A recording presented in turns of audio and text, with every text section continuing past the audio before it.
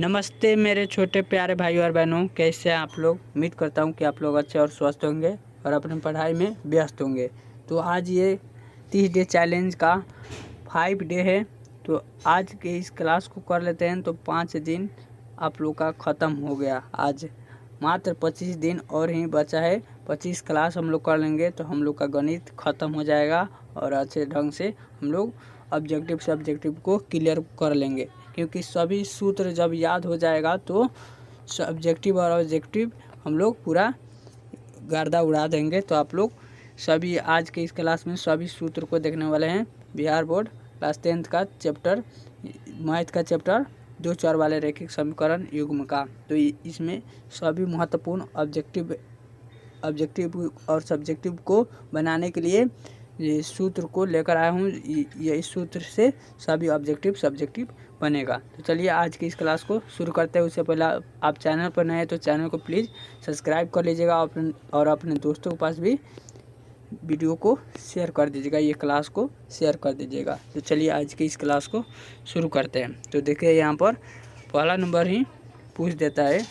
क्या पूछता है तो देखिए, दो चर x और y में रैखिक समीकरण युग्म का व्यापक रूप क्या होता है। तो ये सीधे ऑब्जेक्टिव में पूछ देता है।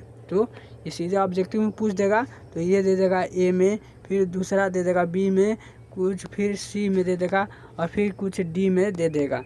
तो आप लोग ये अगर याद होगा तभी लगा पाएंगे, अगर याद नहीं होगा तो आप लोग नहीं लगा पाएंगे। तो इसीलिए इसे अभी ही याद कर लीजिए। तो यहाँ पर दे देता है a1x plus b1y plus c1 बराबर 0 होता है। फिर a2x plus b2y plus c2 बराबर 0 होता है। तो आप लोग इसे याद अभी ही कर लीजिए। 1-2 बार बोलेंगे मन में, आप लोग को 100% गारंटी है याद हो जाएगा। और फिर देखिए अगला नंबर जो सूत्र है वो एकदम VBI है। इसी से सभी जितना भी क्लास 10th के तीसरा नंबर चैप्टर रैखिक बहुपद का जो 2 चर वाले रैखिक बहुपद है सभी इसी से बनेगा। तो आप लोग बिल्कुल ध्यान से देखिएगा। तो यहाँ पर होता है a1 बटा a2 बराबर नॉट b1 बटा b2।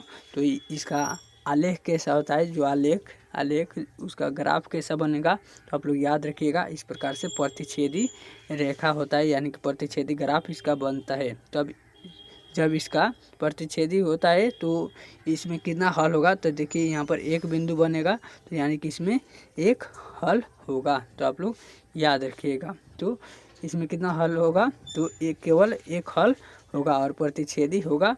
और ये कैसा होता है तो अवरोधी या संगत होता है। कहीं पर अवरोधी भी दे देता है, इसलिए अवरोधी भी आप लोग याद रखिएगा, अवरोधी या संगत होता है। तो फिर देखिए अगला नंबर यहाँ पर देता है क्या, तो यहाँ पर देखिए मैं बताऊंगा ये सभी को कैसे आगे बताऊंगा। पहले देख लीजिए कि इसको किस प्रकार से याद किया जाता है, कैसे ट्रिक से बताऊंगा। आप लोग बिल्कुल ध्यान से देखिएगा, बिल्कुल मत हड़बड़ाइएगा। तो देखिए यहाँ पर फिर पूछ देता है यहाँ पर a1 बटा a2 बराबर b1 बटा b2 बराबर c1 बटा c2 तो क्या होगा। तो ये सभी बराबर जब होता है, आपस में बराबर होता है तो ये कैसा होता है तो आप लोग याद रखिएगा, ये संपाती हो जाता है। इसका ग्राफ कैसा हो जाता है, संपाती हो जाता है। कुछ इस प्रकार से यहाँ पर एक के ऊपर एक रेखा हो जाता है।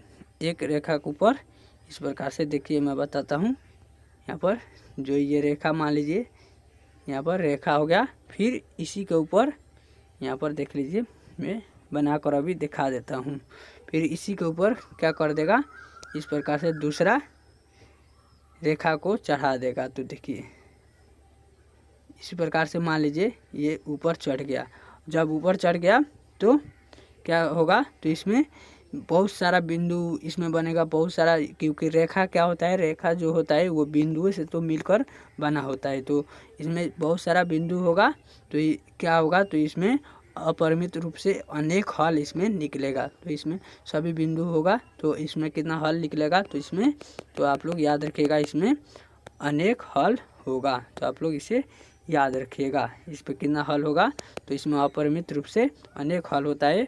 और ये कैसा होता है, ये भी संगत होगा। तो जब आप लोग याद रखिएगा, जब हल निकल जाए तो संगत हो जाएगा और जिसका जिसका हल नहीं निकलेगा वो असंगत हो जाएगा। तो देखिए अगला नंबर जो होता है समांतर, कहने का तो होता है समांतर, लेकिन ये लास्ट में जाकर धोखा दे देता है, इसका कोई हल नहीं होता है और यह असंगत हो जाता है। तो देखिए यहाँ पर दिया हुआ है, क्या दिया हुआ है, देखिए यहाँ पर A1/A2 बराबर B1/B2 बराबर नॉट C1/C2 इस प्रकार से होता है। तो आप लोग याद रखिएगा क्या होता है, ये समांतर रेखा होती है, यानी कि समांतर, ये समांतर इसका ग्राफ होता है। तो आप लोग इसका याद रखिएगा।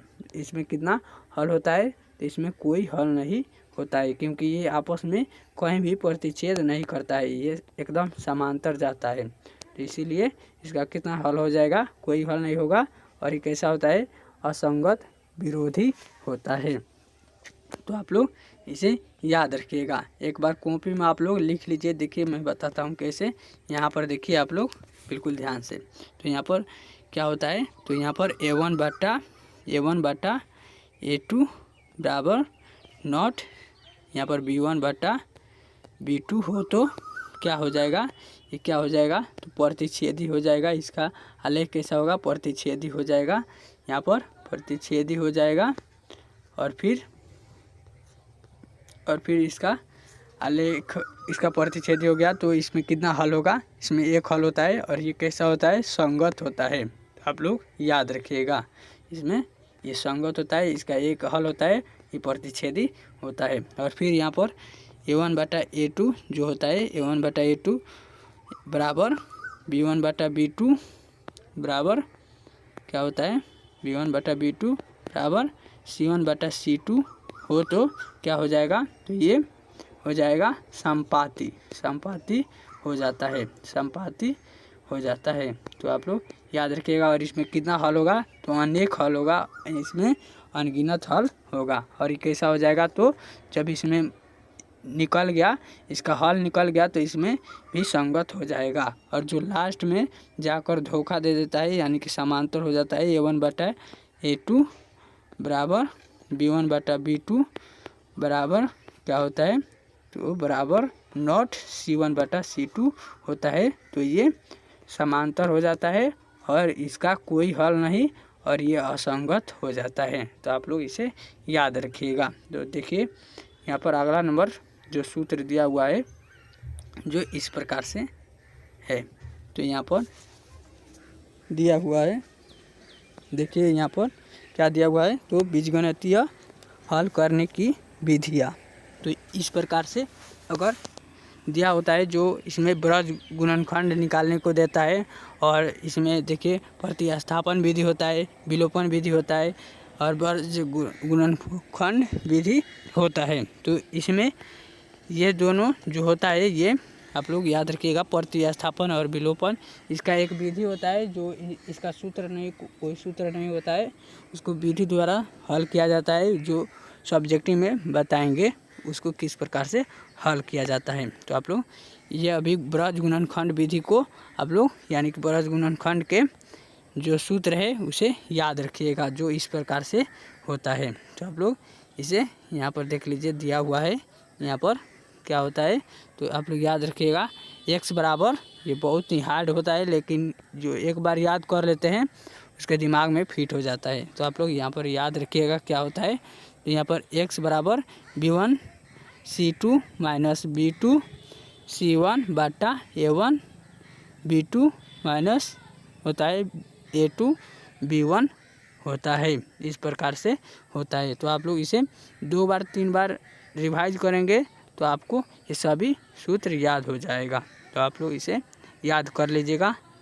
तो देखिए, और आगे सूत्र दिया है यहाँ पर, ये भी सूत्र पूछ देता है कभी कभी, तो ये सभी तो उतना महत्वपूर्ण नहीं है, देख लीजिए यहाँ पर जो ये सभी सूत्र है, मूल संख्या, यहाँ पर अंकों का पलटने पर बनी संख्या, तो ये सभी उतना महत्वपूर्ण नहीं है, इसी में से सबसे ज़्यादा पूछता है। मैं यही कहूँगा आप लोग इसे याद कर लीजिएगा, क्योंकि यही सभी कल मैं पढ़ाऊँगा जब ऑब्जेक्टिव को, तो आप लोग को इसी में से सबसे ज़्यादा देखिएगा क्वेश्चन बैंक ऑब्जेक्टिव में अगर आप लोग लिए होंगे तो उसमें देख लीजिएगा, इसी में से सबसे ज़्यादा पूछता है। तो आप लोग इसे आप लोग घोल कर पी लीजिए अभी ही।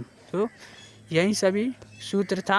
आप लोग को क्लास कैसा लगा आप लोग कमेंट में ज़रूर बताइएगा, और चैनल पर नए तो चैनल को प्लीज़ सब्सक्राइब कर लीजिएगा, क्योंकि कल सभी ऑब्जेक्टिव को इसका देखने वाले हैं।